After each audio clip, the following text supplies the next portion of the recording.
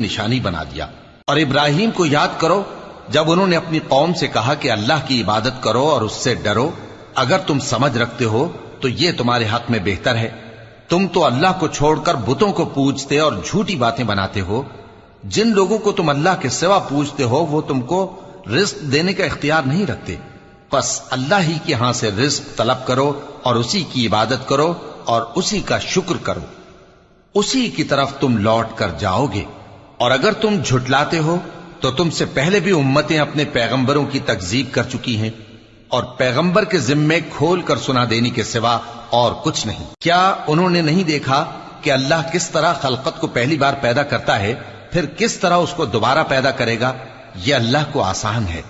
कह दो कि मुल्क में चलो फिरो और देखो कि उसने किस तरह खलकत को पहली दफा पैदा किया है, फिर अल्लाह ही दूसरी बार भी पैदा करेगा।